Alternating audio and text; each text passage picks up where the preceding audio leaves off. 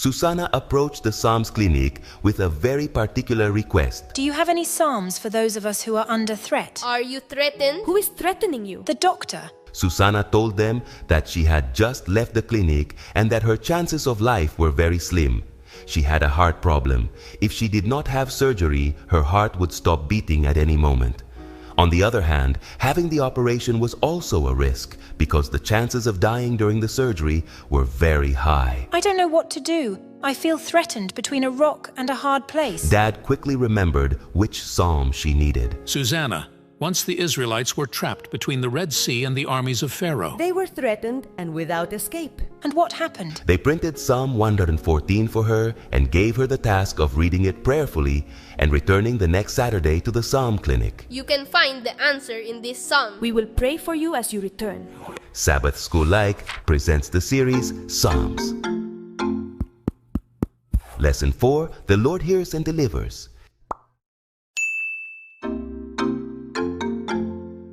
We live under threat. Illness, financial crisis, family problems, and many other situations that sometimes make us feel like Susanna between a rock and a hard place. The bad thing is that sometimes we want to face these threats as lone heroes, but it shouldn't be like that. What do important people do when they are threatened? They hire a security team. Exactly, and aren't we important people? Yes, we are children of the King of the universe. Listen well, the Psalms teach us that in the face of life's threats, there is no better security team than God.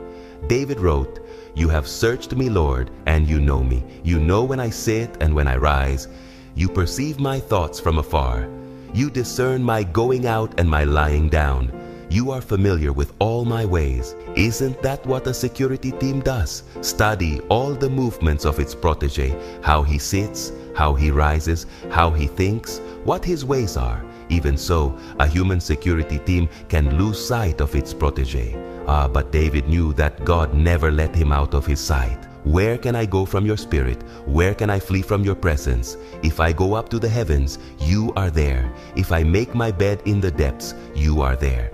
If I rise on the wings of the dawn, if I settle on the far side of the sea, even there your hand will guide me, your right hand will hold me fast. So, this week's question is, according to Psalms, how does God protect us from the threats of this life?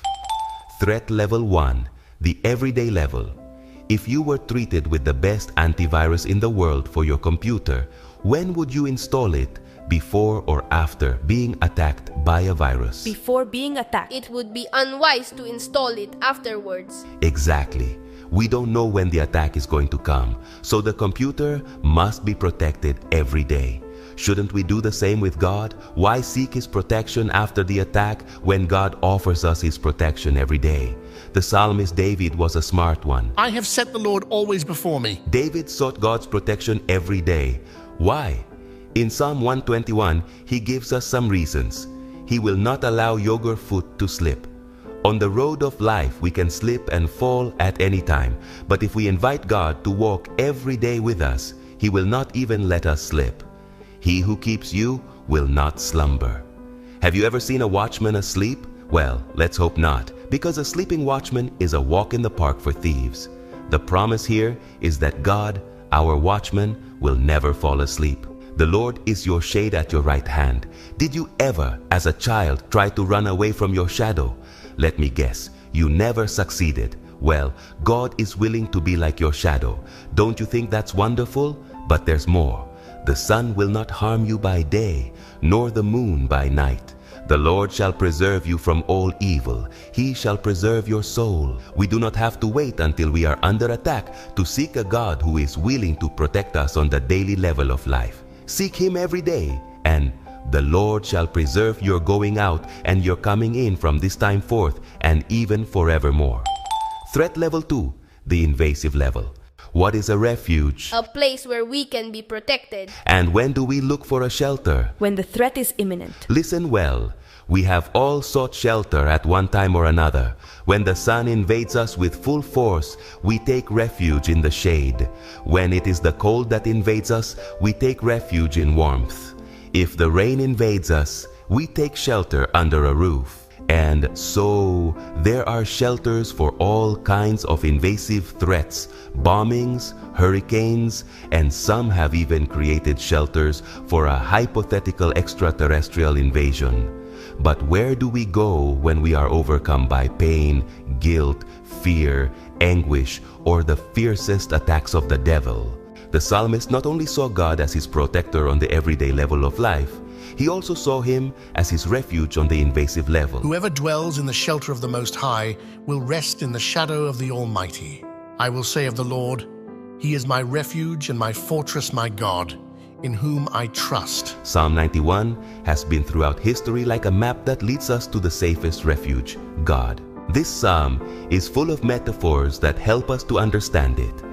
If the trial is very cold, the Lord is our shelter. If the trial is very hot, the Lord is our shadow.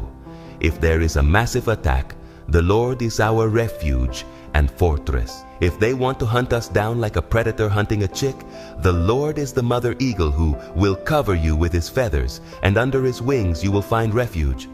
The Lord is our shield, our dwelling. Notice, if God is our daily guardian, the enemy will think twice before attacking. But when he decides to do so, we will have refuge at our side. Don't let the attack catch you far from God, our refuge. Threat level 3, the captive level. At some moments in life, the threat reaches the highest level, the captive level, where the enemy seems to have had his way and is winning the battle against us. Most of the time, it happens because we have turned away from God, our guardian and our refuge.